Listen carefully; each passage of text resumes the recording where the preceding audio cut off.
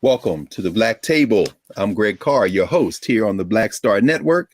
And today we have a very important conversation that we're going to have around the nomination of Ketanji Brown Jackson to join the United States Supreme Court. We're going to start with a quote. Quote, Senator James Eastland held up her nomination for months. A wealthy plantation owner known by the trademark cigar that dangled from his lips, Eastland was also known for his daily consumption of scotch. He defended white supremacy like his life depended on it.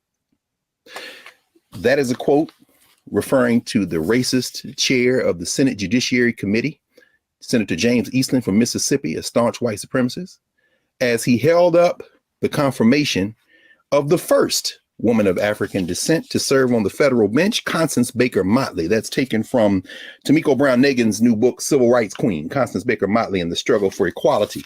56 years later, we have Ketanji Onyeka Brown Jackson, who has been nominated to the Supreme Court of the United States of America. There's 1.8% of the federal bench of 3,840 judges are women, Black of African descent, 70 of those sisters. Of the 1,395 sitting judges, there are 56 Black women in the district courts of the United States of America. And of the 809 appellate judges, only 13 are Black women. So we thought that we would devote today's Black Table to a deeper dive into the confirmation hearings of Judge Brown Jackson, soon to be Justice Brown Jackson. So joining us today are our legal powerhouse roundtable, two of our regular guests. We have two sisters who are going to help walk us through what we've been seeing and what we can anticipate to see. From Howard University, the director of the Graduate Women's Studies Certificate Program and professor of Africana Studies, Valethia Watkins, and from Georgetown Law Center, Georgetown Law Fellow and soon to be professor, assistant professor of law at the American University, Angie Porter. So welcome back, sisters. Welcome back to the Black Table. Thanks for having us. Absolutely. We thought that today would be very important. Everybody's talking about, obviously, these hearings. And we thought that at the Black Table, we should have a conversation that'd be a little different. And you know, I know, and the viewers increasingly know that the two of you all consistently are talking about the law. And in this case, you've been nonstop back and forth talking about this. So we figured we get the camera on you two and maybe some of you could share some of what y'all been talking about these last few days. So why don't we open up? Either one of you can start. What are some of your early impressions as we see her, Brown Jackson, wrapping up this week of testimony, which will be her only week? Of course, we know next week there will be other folks testifying for and against. So anybody? Well, you began with a quote, and it brought to my mind a quote by Anna Julia Cooper from 1892, when she said, "When and where I enter in the quiet, undisputed dignity of my womanhood, then and there the entire race enters with me." And what I thought about is that we all collectively felt the conditions and context under which she was being interrogated, and the extent to which she was disrespected and insulted. We certainly, and to have that take place with her parents sitting there, one generation removed from Jim Crow segregation, having lived through that. And I think collectively we felt in the spirit what it meant to be grace under fire. We felt what she probably felt in terms of wanting to really tell them what she really thought.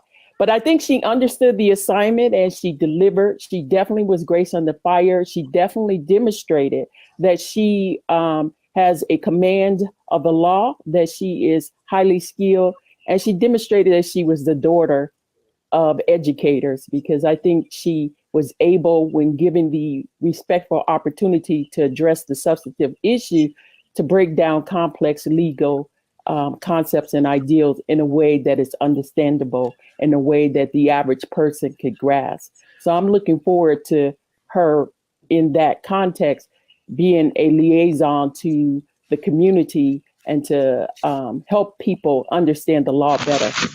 That's very important. That's one of the reasons why I really am glad that you all were available on short notice for us to have this conversation. Certainly, we've been laughing about the fact that if you speak Ebonics, which includes, of course, verbal and visual cues, you can read all of the shade she's given, particularly those racists on the clipping those consonants at the end of her words and some of those looks on her face.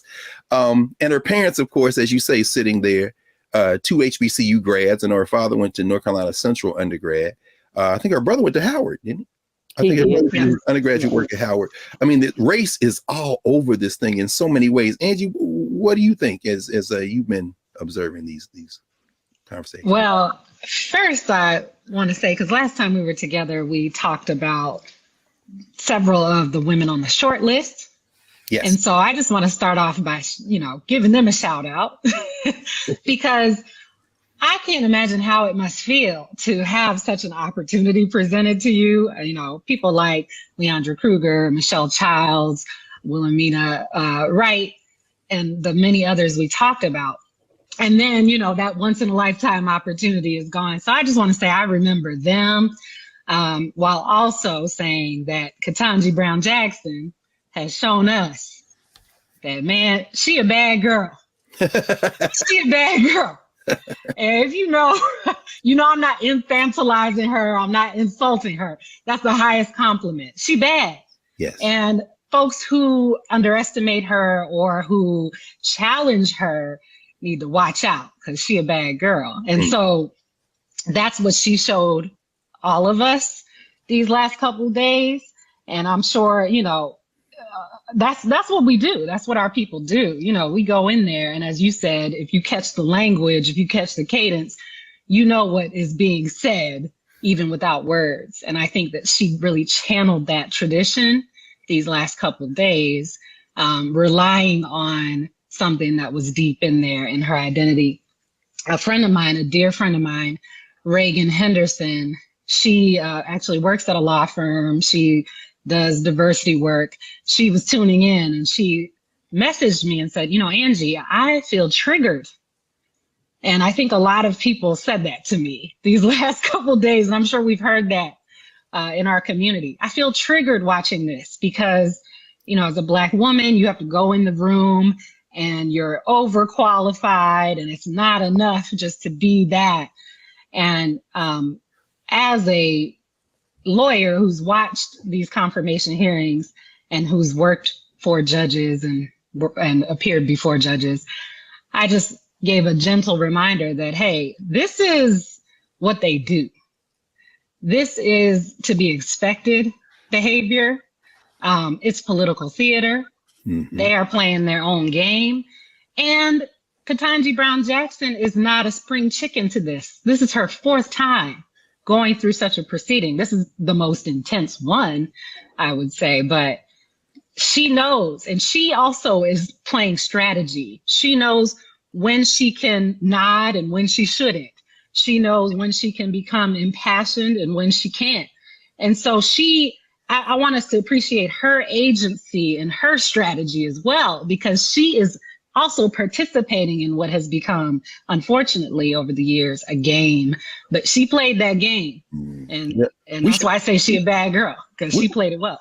That's excellent. In fact, we should talk about that probably when we after we pause in a minute or two for when we come back, because I know you've been reading, among other things, the transcript from the Senate hearings for Thurgood Marshall's confirmation, and you commented on how different that was.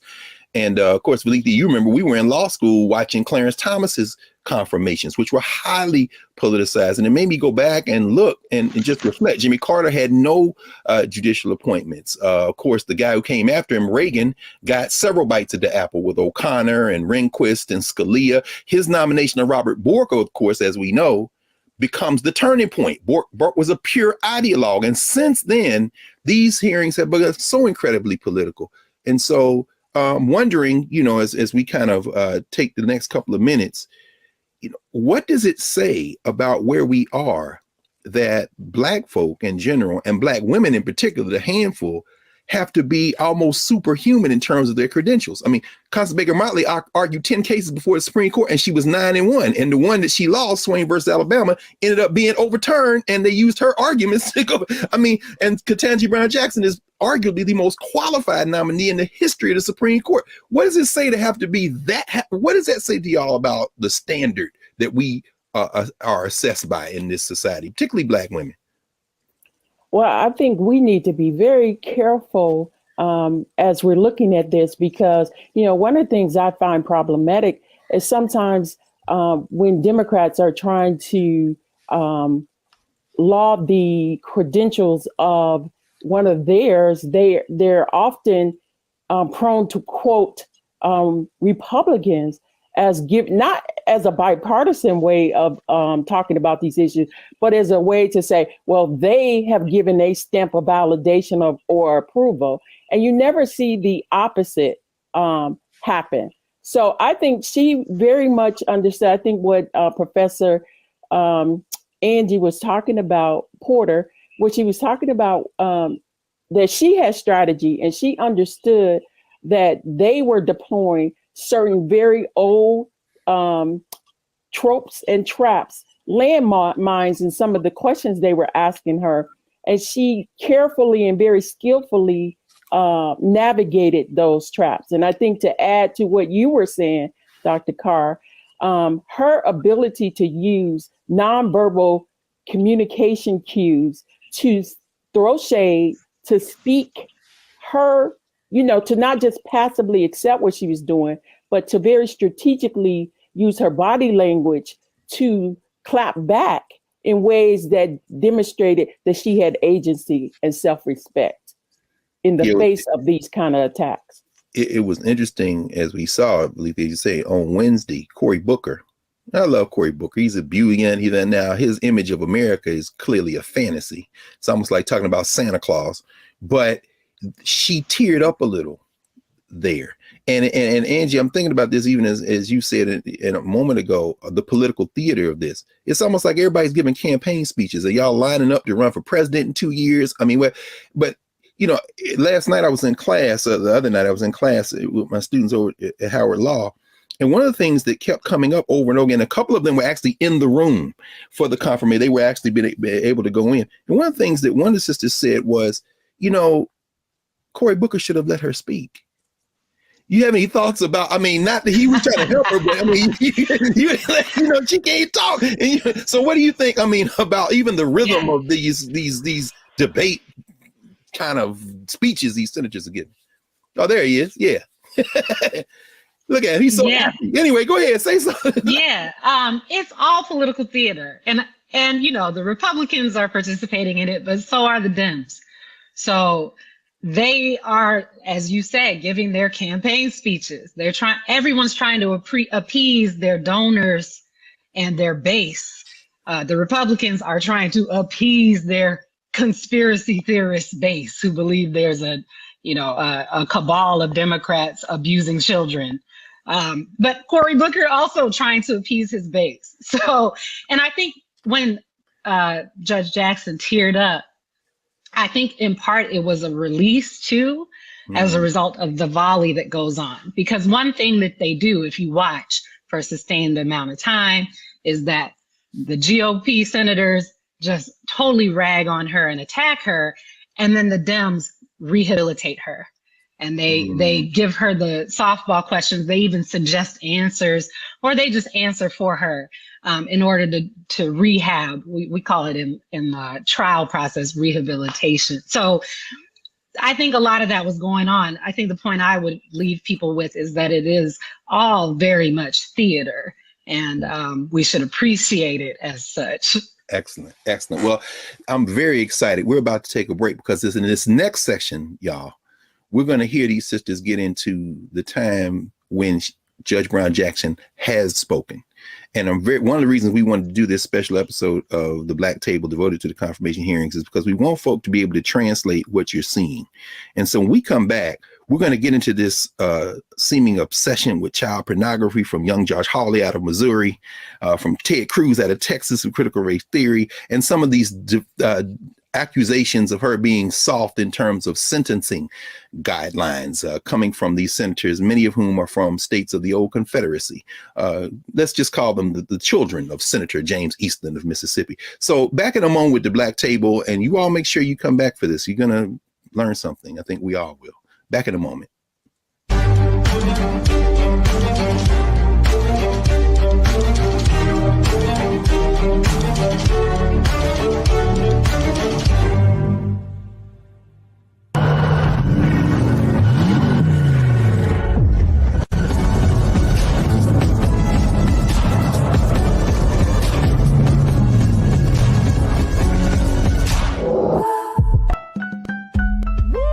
We're all impacted by the culture, whether we know it or not. From politics to music and entertainment, it's a huge part of our lives, and we're going to talk about it every day right here on The Culture with me, Faraji Muhammad, only on the Black Star Network.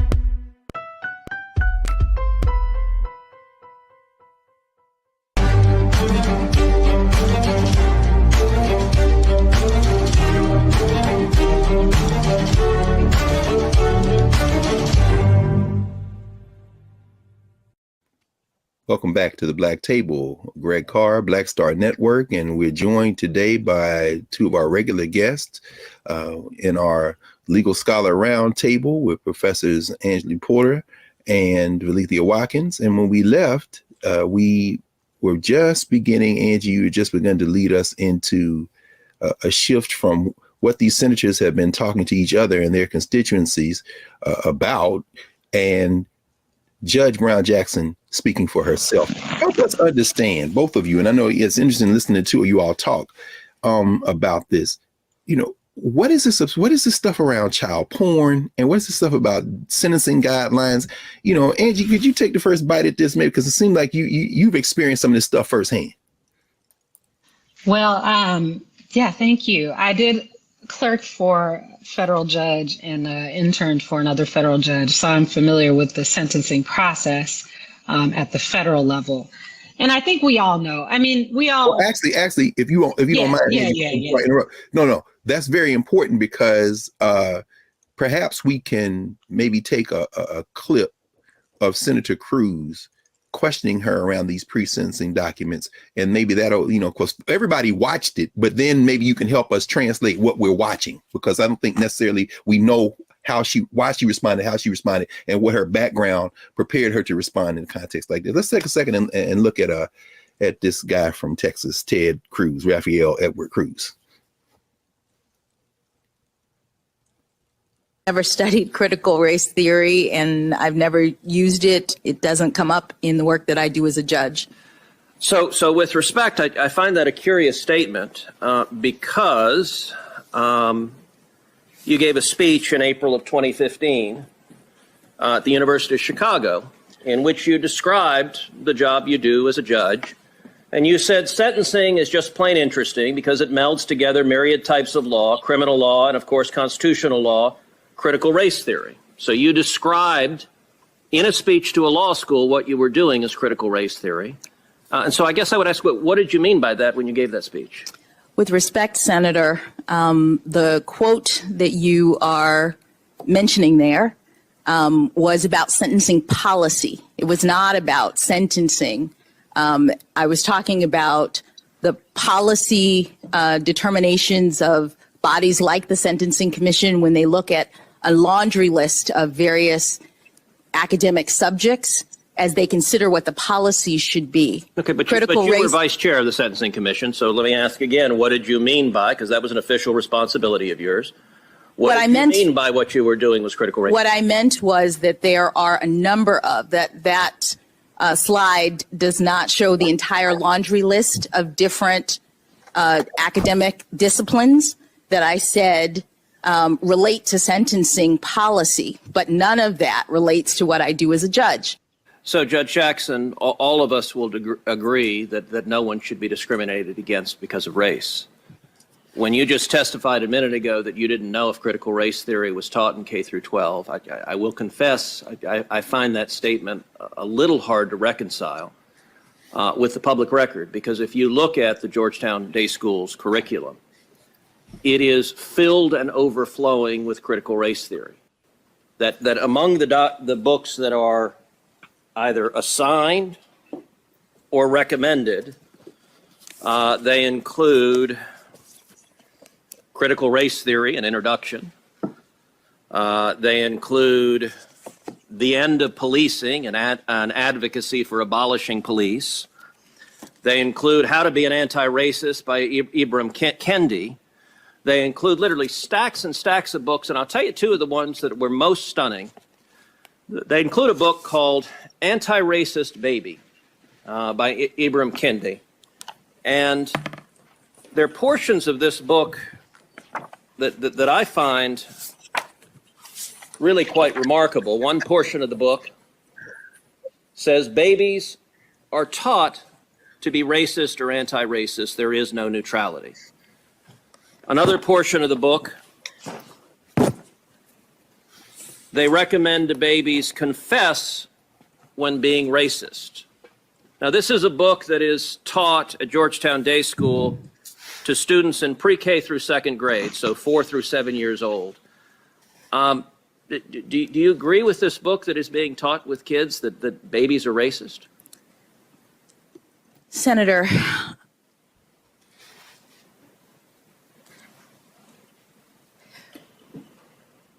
I do not believe that any child should be made to feel as though they are racist or though they are not valued or though they are less than, that they are victims, that they are oppressors. I don't believe in any of that. But what I will say is that when you asked me whether or not this was taught in schools, critical race theory, my understanding is that critical race theory as an academic theory is taught in law schools. And to the extent that you were asking the question, I understood you to be addressing public schools. Georgetown Day School, just like the religious school that Justice Barrett was on the board of, is a private school. Okay, so you agree critical race theory is taught at Georgetown Day School? I don't know, because the board is not, the board does not control the curriculum. The board does not focus on that. That's not what we do as board members. So I'm actually not sure. Well, and I'll know. Well, I'll say this. Lethea, you and my fellow Temple alum, Ibram Kendi, is very happy because apparently Anti-Racist Baby has shot to the bestseller list again. I do chuckle when I do read that book, I must confess in that. Now, Stefanczyk and Delgado's little critical race theory primer, that third edition, is very helpful. That was being taught in class. Georgetown Day, isn't that weird, Brett Kavanaugh? But anyway, the point, though, is what we saw there, Angie, you've been saying this, was, a bit of a sideshow. But when and she answered kind of in a broad sense, talking about her time on, of course, the Federal Sentencing Commission, Sentencing Policy Commission. But you were drawing our attention to how she's been answering the questions that reflect her deepest experience on the bench, namely at the district court level, when it comes to them accusing her of being soft on child pornographers. And could you say something about that? And then maybe later on we'll also enter the conversation around her work as a defense attorney, which they've been trying to hang on her like some kind of badge of shame. But could you help us walk through what we're hearing when Josh Hawley and Cruz and Cornyn and these guys and Graham begin to, and Tom Cotton, attack her around sentencing guidelines? What's going on there? Well, as you said, she has a deep amount of experience as a sentencing judge. So she is the person on the court with the most time as a trial judge. And I think I have to talk a little bit about the difference between trial work and appellate work. I mean, trial judges are hearing cases, they are seeing parties, they are, seeing trials, and then they do sentence defendants. A lot of their work is sentencing. Appellate judges, so people who are working at the Court of Appeals and people who work at the Supreme Court, they are not hearing trials. They are not sentencing. They are considering other issues based on the record of the trial court. And we can talk about those distinctions more later, but it's important to understand that Ketanji Brown Jackson has the most experience as a trial judge, 8 years. The only other justice to be a trial judge was Sonia Sotomayor, who has 6 years of experience at the trial level. The rest of the justices, excluding Kagan, have all been appellate judges. They don't have sentencing records. They didn't do sentencing. They've been judges who review the record and think about other issues. So it makes total sense for this to be fertile battleground for the Republicans to attack this nominee, because this is what she has been doing. And they did not attack the others on this, save for probably Sotomayor. Yeah, but she seems to almost have embarrassed them, though, when they begin to start talking about the details of sentencing guidelines. Yeah. Could you give us a sense of, for example, when Holly and them start talking about she let people off with lighter sentences, when people are hearing that and assuming that the judge has to follow some type of formula, could you walk us through the sentencing guideline range and what a judge has to take into consideration to make a recommendation? Absolutely. So there are a number of factors that judges consider when sentencing. One factor that they didn't really emphasize, and I think that was strategy, was you get motions from all sides. So you get motions from the defendant. The defense team is arguing that they should have a certain length of time as a sentence. Prosecutors are also arguing for a certain length of time. The probation office investigates every defendant before sentencing in the federal level, and they prepare a very detailed report.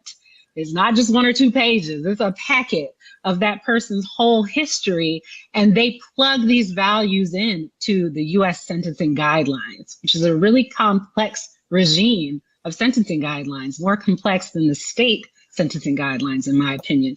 And so the sentencing guidelines are a whole thing on their own. They came into existence in 1987. And I know that because my own father, who gave me permission to share his story, was facing mandatory sentencing when he was charged with theft of government property. They doctored his charges so that he would fall after November 1st, 1987, and be in the mandatory sentencing guidelines regime. He didn't have to serve a sentence. He was able to win that case, which involved a lot of racism and false statements. But the point is, these guidelines used to be mandatory. Josh Hawley and them want them to be mandatory again. They haven't been mandatory since 2005, when the Supreme Court said, you can't interfere with this type of judicial decision-making, Congress, by creating the sentencing guidelines and basically making this cookbook science for judges to sentence. And the reason for that is because each case is highly individualized. And Ketanji Brown Jackson explained that. You have the arguments from prosecutors. You have the sentencing guidelines. Those are the only 2 factors Republicans emphasize. You have a myriad other factors. The defendant themselves, they usually make a statement at sentencing. Are they remorseful, or are they saying, I'd do it again? That's a huge factor. You have their team arguing what their sentence should be. And in that pre-sentence investigation report, we see a pattern that is more present than most people would think in criminal cases, which is you see the cycle of abuse. You see that defendants often are coming from a situation where they never had a chance at a successful life because maybe they were the victims of child sex abuse. Right. And then it just recycles. And I'll just end by saying, you have witnesses, you have letter writers, you have all of these things. And the only person competent to make that decision is the person who's seen all of that, and that's the judge. And that's why appellate courts give trial judges the discretion on sentencing. They actually defer a lot to the trial judge on sentencing because appellate judges and Congress people in the Senate Judiciary Committee weren't there to meet the real human beings behind the case. So that is enshrined in the system. And these senators are being disingenuous when they act naive about that because they know better. This is not new. This is not news. And they know this, but they're trying to, lodge a political attack. This is truly upsetting. I mean, it shows you how miserable these people are. And I know you've shared with us your experiences, Angie, working, clerking for federal judges, helping to draft, informing the opinions, the things you've seen, even as a lawyer, when it comes to child pornography and some of the most terrible, most egregious, to sit there and act like she's letting these people off with nothing of what we've just heard.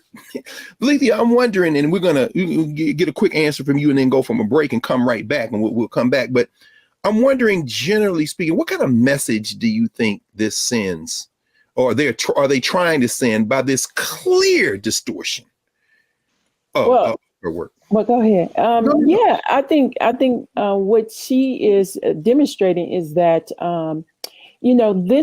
she made the point that this is not a numbers game. She's very sensitive and knowledgeable about the disparity that exists. And what is clearly happening here is that this is, again, as I said before, trafficking in the old trope of associating Blackness with criminality. The whole ideal of Black people being a judge, being soft on crime, or being soft on child abuse. And as a woman, a mother of daughters, to even make that suggestion is absurd. But this is clearly why we have mass incarceration the way that we have, because they no longer recognize the humanity in this. I think the point that she made, it is clear that people are going to return to society at some point. And it's important that they understand what they have done wrong, and that she keeps the human at the forefront. And the ultimate mission of this is rehabilitation, and in addition, punishment proportionality. And I think the fact that her role on the Sentencing Commission has made her very sensitive to the disparity, the wild disparity based on which judge you're in front of, that is built into the system. Excellent. Well, we're going to take a quick pause, and we should also note, again, I know she didn't set out to do this, but this sister is going to be memed forever with her pregnant pause, the sigh, the lip smack, the consonants. She has been murdering them with the nonverbals. It's like, y'all don't understand what's going on in this hearing. But when we come back, let's pick up around this question of her work as a criminal defense attorney. Because y'all have been having some interesting conversations, and we wanted to share those with the viewing audience here at the Black Table. So we'll be back in a moment. The Black Table, Angie Porter, Lethea Watkins, Greg Carr, talking about Ketanji Onyeka Brown Jackson's confirmation hearings. Back in a moment.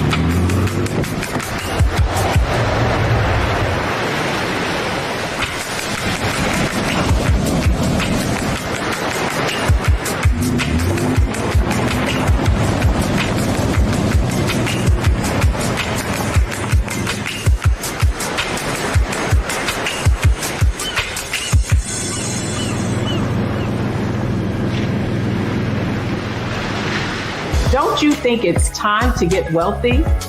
I'm Deborah Owens, America's Wealth Coach, and my new show on the Black Star Network focuses on the things your financial advisor or bank isn't telling you.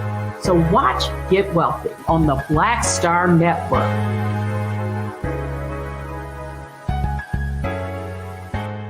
Folks, Black Star Network is peace. Oh, no! punch it. I'm real revolutionary right now. Support this man, Black Media. He makes sure that our stories are told. Thank you for being the voice of Black America, Roland. Stay black. I love y'all. All momentum we have now, we have to keep this going. The video looks phenomenal. See, there's a difference between Black Star Network and Black-owned media and something like CNN. You can't be Black-owned media and be scared. It's time to be smart. Bring your eyeballs home. You dig?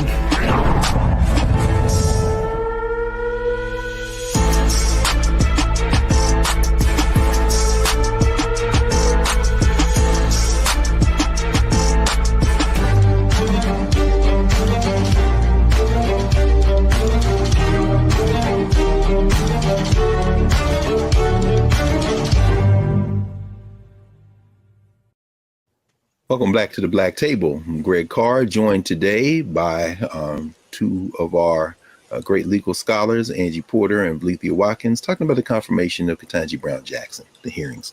When we left, you all were helping walk us through Judge Brown Jackson's experiences and how they're informing her answers in very specific ways. And Angie, you had some thoughts about her sentencing recommendations and how they fall within pretty much the standard range. And then we'll maybe move toward her work as a criminal defense attorney, because I think people may have in their mind one thing when in fact it's something very different in terms of her experiences. But could you say something about, where she fits in the range in terms of these sentencing guideline recommendations that she's been making these decisions about, particularly in the child porn case? Yeah, I mean, they've chosen child porn as a category and made their little case because they have a political agenda, and their agenda is aligned with wild conspiracy theorists like QAnon people who are emphasizing child sex abuse. And so that's why they chose that category. I mean, you can choose any type of crime category and do this to judges, but they had a very specific agenda. And as it turns out, hers is consistent with most federal judges on child pornography sentencing.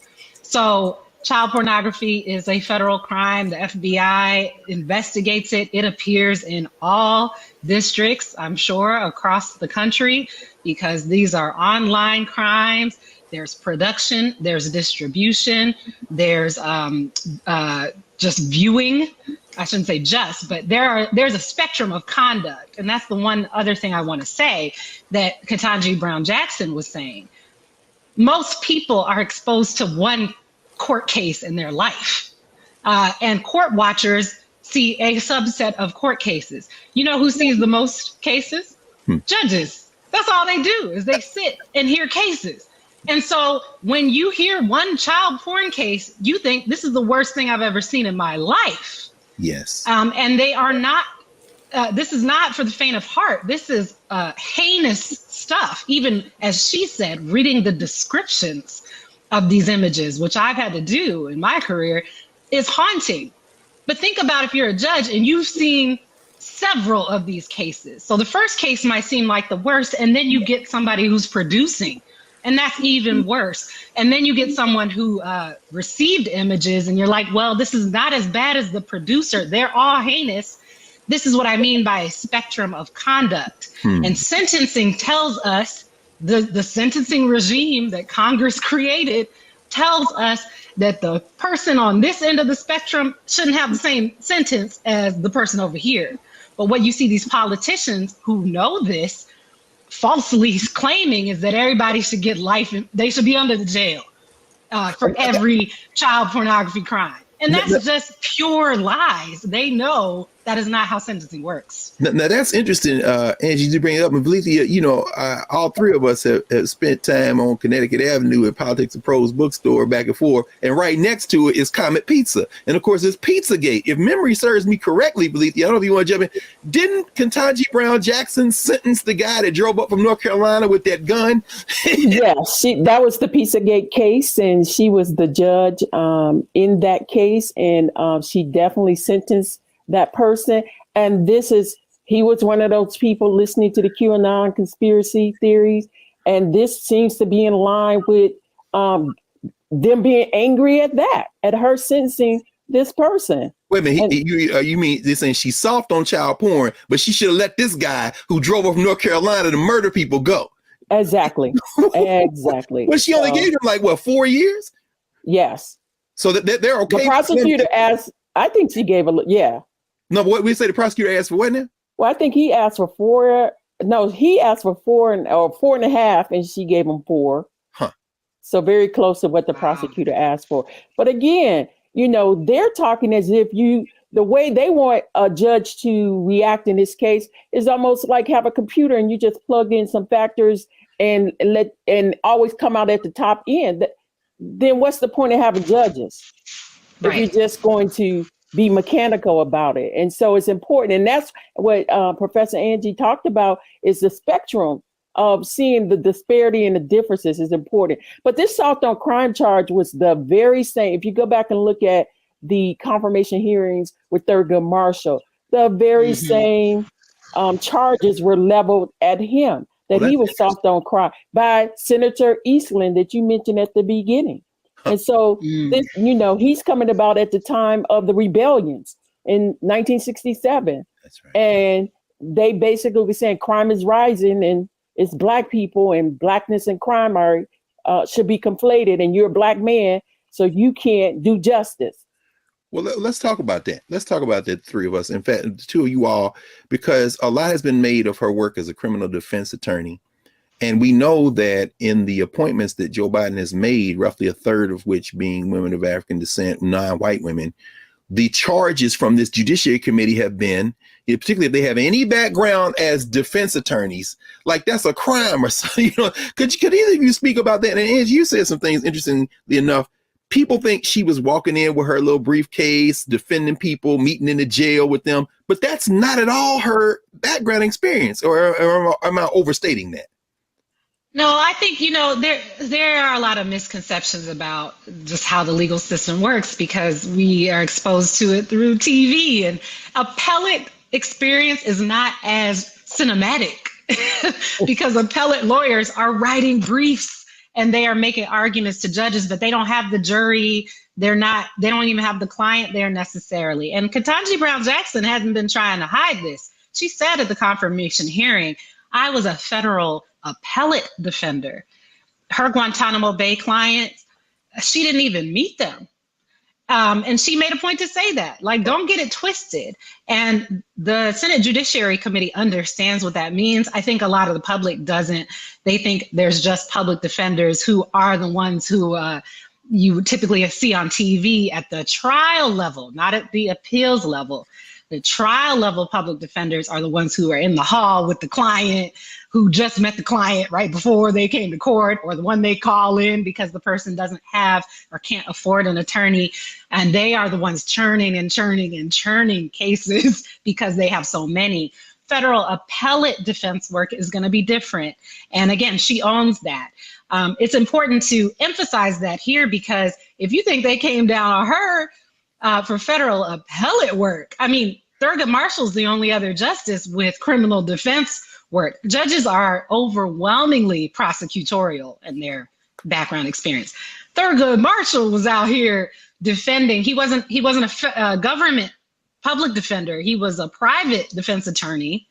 So he didn't work for the government, but he was defending people through the South in these cases where people were getting lynched. I mean, he was working for the NAACP for decades, doing these very overtly related to racial issues cases. And as Dr. Watkins said, they came down on him for that, soft on crime. And so that should have set a foundation for someone like Judge Jackson to come in as a federal appellate defender and do work that's recognized as, very necessary, valuable, and integral to this legal system. But it didn't. And this is why the notion of progress is ridiculous. We are back before Thurgood Marshall. I don't even think this Congress today would confirm Thurgood Marshall. They probably wouldn't even confirm Ruth Bader Ginsburg, because they are so polarized and thinly veiled racists. There's thinly veiled racial contempt. And the idea is normalized that you can't even represent at an appellate level appeals, which are so integral to the Constitution and to the judicial system, because somehow that's soft on crime. It makes absolutely no sense. Let's talk about that for the next few minutes, and then we'll take our break and come back with our closing segment. This is fascinating. I mean, the whole idea that a Thurgood Marshall wouldn't be confirmable today to the Supreme Court, perhaps even a Constance Baker Motley, whose record probably in comparison would be considered more centrist. Valethia, in the shift, even, like I said, since we were in law school watching Clarence Thomas to now, and then just right before that, Robert Bork with the Reagan administration, have we passed the point now where you can have people nominated and appointed to the federal bench, particularly the Supreme Court? I'm talking about Black people now, who don't fit this kind of cookie cutter Ivy League, double Ivy League. I mean, this was the internal critique of Ketanji Brown Jackson, kind of paint by numbers, don't make any mistakes in your life. Can you have a forceful intellect like a Pauli Murray type or a Thurgood Marshall type? Could they be appointed today? It would be very difficult for that to happen, because when you talk about, to lean it back to the professional diversity that she's bringing in terms of being a defender, it is just so the public needs to be educated. You are not your client, and so these people claim to love the Constitution, and yet this role of an adversarial system requires that people defend or provide a service to defenders. And so this system provides a very perverse incentive to not only throw the book at people, but those who have political ambitions to be excessively hard. And so the whole notion of justice is totally thrown out of the window. So in terms of the devolution of the system, it's barely functioning. It's very barely functioning as the Senate and Congress as a political institution. And that's why you have a crisis of legitimacy at the Supreme Court. It's so hyper partisan, so hyper political, that people are not looking at the merits of these people's qualifications. They're looking at which team ideologically are you on and who's going to get the political advantage. So there's barely the even pretext any longer that it is about justice, that is about these high principles that they talk about. It's about political gamesmanship and winning at all costs. Go ahead. Yes. What you just said about the devolution, Dr. Watkins, I mean, that is just resonating with me, because when we look at the court and how it's changed over the years, a lot of people think we're still in the era of the Warren Court, the constitutional revolution. Chief Justice Earl Warren, who was a hallmark of the court when it was doing a lot of things like creating and recognizing rights, various rights for people, including the right to counsel for indigent defendants, with the case was called Gideon versus Wainwright. And so what you're seeing is this intentional carving back. This is Make America Great Again. But it's, make the judiciary pre-Warren Court. And so they get to normalize this narrative that, public defenders aren't a thing. And why should we value your work? So that to me is really the insidious trend that we're seeing throughout politics, but definitely with the attacks on the judiciary. Wow. Well, that goes with your point about them not even funding public defenders and meeting your clients 2 minutes before the trial starts. That's right. They've already shown they don't value. That's right. Public defenders. Let's take a pause. We'll take our final pause, and when we come back, this is a perfect segue for us to consider, because she's going to be confirmed, to consider what's next and what cases she'll be hearing, which ones she may even already said she's going to recuse herself from, unfortunately. But we'll continue back in a moment at the Black Table.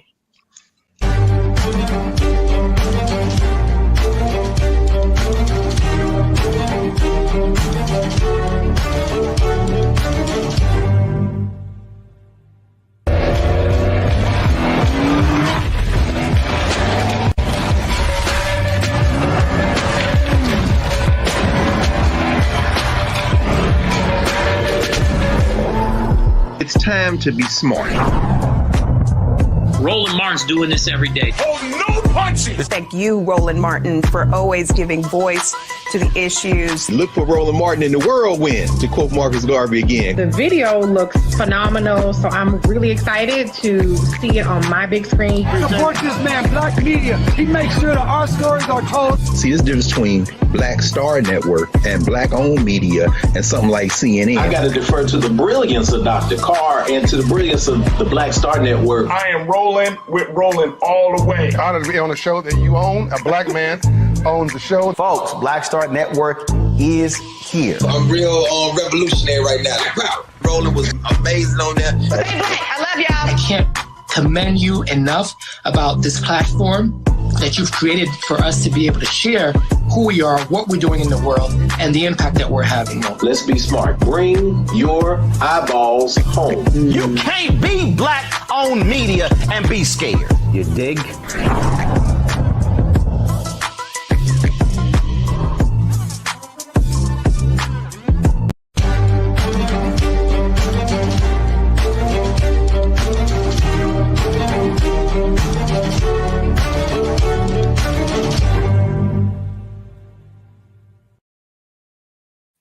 Welcome back to the Black Table. I'm Greg Carr, joined today by Angie Porter and Belethea Watkins, talking about the confirmation hearings of Ketanji Brown Jackson.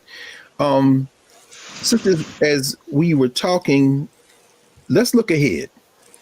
Brown Jackson said that she would recuse herself from the Students for Fair Admissions versus Harvard case, the affirmative action case that the court will be hearing. And any of you all have any thoughts about what Justice Brown Jackson will face on the bench, what the future of the court might look like?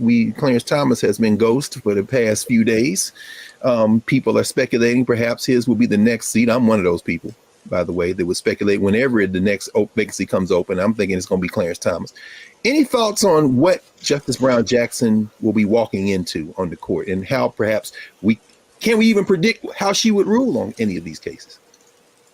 Well, I think it's going to be an interesting new chapter on the Supreme Court when she gets there. We are facing a historic critical mass of women on the court. We will have 4 sitting judges that are women.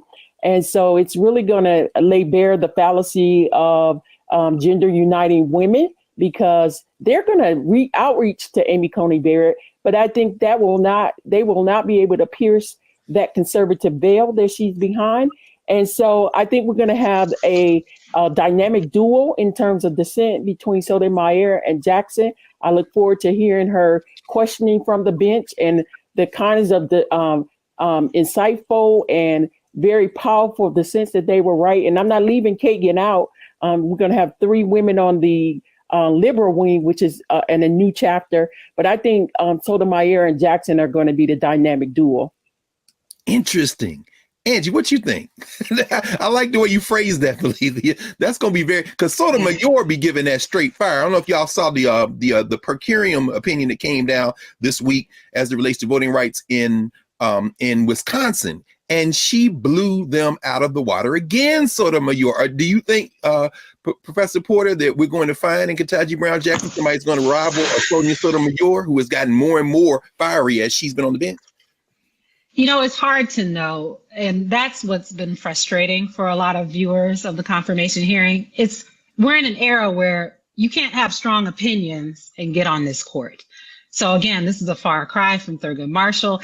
Even the time of Sonia Sotomayor's confirmation hearing, well, she mentioned. Let me ask you. Yeah. So you think perhaps Sotomayor might not be confirmable today?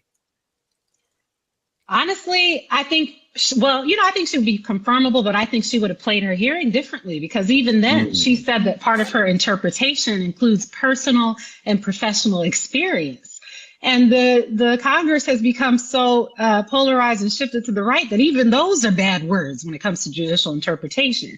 We've gone from Thurgood Marshall saying that the Constitution is a living, breathing document, that the founders were not profound, that the original Constitution was defective, and that's why it required a civil war and amendments to be corrected. You could not say that today. And Ketanji Brown Jackson actually was the anti-Marshall, and she fell in line during the confirmation hearing by expressly saying there is no living constitution, that she is a textualist, an originalist. These words are music to conservatives' ears. Now, I would add, she's playing the game. This is political theater. The liberal justices have all played this game, saying they've dressed up their language to avoid being activist justices like Thurgood Marshall. And they have still, through textualism and originalism, been able to reason in the way that they've reasoned. So I don't think that those things are an indicator that she's going to be more centrist, but she's definitely marketed herself as being very neutral and very much like Breyer. But only time will tell. These justices can flip. Let me ask you, I know we were right up against the clock, but I want to ask you all very quickly if you have any comments, because you got some folk in the Black community that say, well, the police union endorsed her, and then they want to harp in on this this Lockheed Martin case. And any thoughts on, for folks who are saying, well, maybe she's a sellout or, Uncle Tom, particularly as it relates to this employment discrimination case that people are trying to hang around her neck, or this idea of the police endorsements? And you want to say, so you shaking your head. So I know you. I mean, it's just hard. You're reading the tea leaves at this point. It's hard to know from any one case how she's going to be. And remember, she was a district court judge most of her career. It's hard to look at a district court judge's decisions applying law and predict how they will be as a Supreme Court justice interpreting law and basically making legal doctrine. We don't have any clues. She was on the DC Circuit, the appellate court, for less than a year. And that's all strategic. She has not shown her hand. Only time will tell whether she'll be more of a Sotomayor, more of a Thurgood Marshall, more of a Kagan or Breyer. Only time will tell. But it's a lot easier to flip, like Earl Warren did, by the way. They thought he was going to be conservative, and he led the the constitutional revolution. He was the Chief Justice in Brown. Yeah.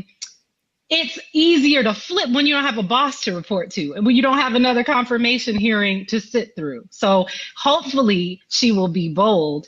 Only time will tell. Interesting. Felicia, any last thoughts? Thank you. Well, I kind of heard what she was doing. I thought she tried to thread the needle a little bit more. I think Professor Porter is right. That she did say some of the buzzword, but I thought it was very interesting that she used the phrase, she has a judicial methodology, not a judicial philosophy, and that she was avoiding a label. And I think that's why the Republicans kept pressing her. But you're right, in order to even get considered, you almost have to have a virgin record, and that's deliberate. Otherwise, you won't get past so many different ideological camps. And so time will tell. I think her hearkening back to history, her being one generation from segregation and acknowledging she's the first generation of the civil rights beneficiary of the civil rights movement is important. But I think what Professor Porter said about this is MAGA, all country revisited, that while she's coming and we're celebrating, the court is going to be using this docket to turn back the clock. And so that's the ironic, bittersweet aspect of what is taking place before us. Thank you. And Professor Porter, you always remind us that we can't tune out. We have to pay attention, right? Yeah, absolutely. I mean, as Dr. Watkins just said, this court is trying to carve back a lot. They're trying to take us back, and they are doing it. Just yesterday, as you mentioned, Dr. Carr, Wisconsin, that decision, as Justice Sotomayor said, was unprecedented. It was extraordinary. We're talking about voting rights and power being totally displaced, and they're taking race out of everything. And so we have to pay attention. We can't just accept the symbolic significance, even though it is there, and it should not be diminished. But this is just beginning. We've only just begun, and we need to pay attention to these decisions coming up. We need to see not only how Ketanji Brown Jackson makes these decisions, but how the others are holding up, writing their dissents in the 6-3 conservative majority court. And we need to do our damnedest as people to protect our people and continue to be engaged in light of what the court does. Excellent. Well, we want to thank you two sisters for joining us on short notice in this confirmation week and helping our people really think through what we're watching and what we need to be watching here and going forward. We know we have another week of testimony by those witnesses that will come, but she's done as of Friday. So as of today. So thank you. Thank you, Professor Angela Porter and Professor Valencia Watkins for joining us again. We're going to clear the table now at the Black Table. Follow us on hashtag the Black Table on all social media and subscribe to the Black Star Network. Download the app. Follow us across all platforms. We're going to close with the words of a woman who Ketanji Brown Jackson has said is one of her heroes, the great Constance Baker Motley. We'll close as we started. On the 100th anniversary of the decision of Plessy versus Ferguson in 1896, in 1996, in fact, Judge Constance Baker Motley gave a tribute to Thurgood Marshall. At the end of that tribute, she said, "I would suggest that the alarm in the civil rights community in the wake of recent court decisions overturning voluntary affirmative action remedies in employment and higher education is understandable. After all, it took 60 years to get the Supreme Court's decision in Plessy versus Ferguson overturned." By the way, Constance Baker Motley was the only woman in the legal team that helped argue Brown versus Board of Education. She continues and says, "It is truly cause for concern that we may have to wait another 60 years for another Brown decision to usher in a more just theory of equality under our Constitution. It is clear that some vestiges of slavery in Plessy still exist and must be remedied." So we'll close with the words of Judge Constance Baker Motley, one of her intellectual and cultural children, Ketanji Onyeka Brown Jackson, soon to be Associate Justice Supreme Court of the United States, and the struggle continues. So until next time, join us again at the Black Table, and everybody stay safe, stay vigilant. Talk to you soon.